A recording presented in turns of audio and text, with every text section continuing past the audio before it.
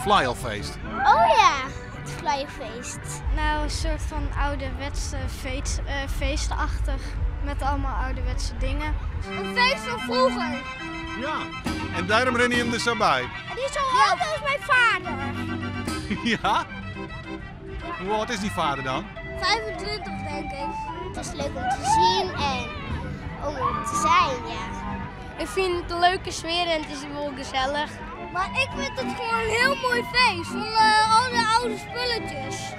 Dan kan je een beetje zien wat ze vroeger allemaal deden. Toen ik een oren trekken en daarom vind ik het dit direct zo leuk. Maar wat vind je het allerleukste hier dan? Ja, de attracties, zweefmolen en schommelboordjes en het slaan met de hamer.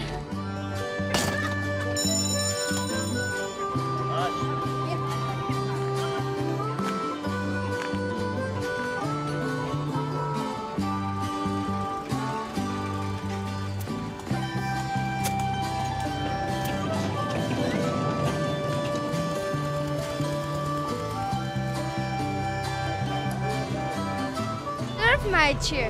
En wat broekten ze dat voor dan? Een vuurtemeidje. Oh. En wat moest je nou doen dan? En het zo scheppen. En dat maar dan in de bak. En dat water moet ik in de bak. En dan stampen ze het plat. En dan skoppelen ze het zo met een harken. En dan wat ze kleren is, dan doen ze het in een orenbak. En zo doen we dat. Ik vind het heel mooi. En hij ik, want wij zijn broertjes. Dus wij doen het elke jaar. Ja? Ja. En hoe lang dan al? Maar ik help me even. 3 of 4 jaar.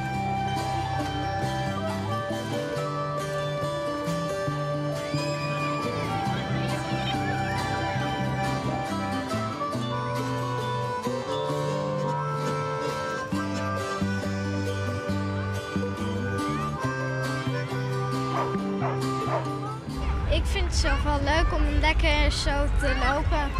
En wat vinden de mensen van jou? Ja, ze vinden het heel leuk dat ik zo bijloop en heel mooi. Ja, ik heb voor plezier aan en omdat het gewoon leuk om te verklaaien en dat is wel leuk. Maar voor de rest, omdat de rest dik doet, doe ik het dik maar. Ik weet niet waarom, maar ja.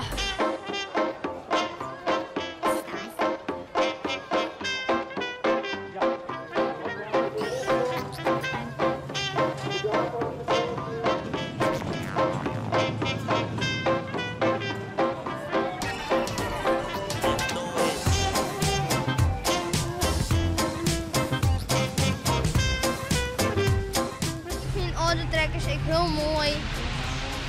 En dit vind ik mooi. En hierachter is ik nog activiteiten, dat vind ik hartstikke mooi. Maar dit bloeit toch het leukste. Ja? Ja. En waarom dan? Nou, omdat het altijd met vies worden is en met de trekker. Dan gaan we altijd 's morgens vroeg hierheen. En dan van de trekkerszus, ik zie maar van, kom we gaan van de trekker en we gaan per direct naar het turf. Ja, zo leuk. Ja.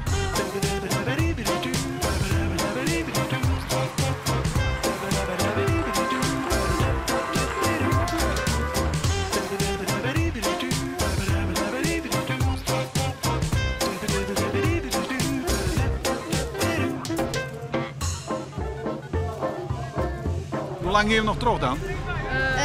Zolang dat het bestaat. Rond een uur is je al 4 voeren.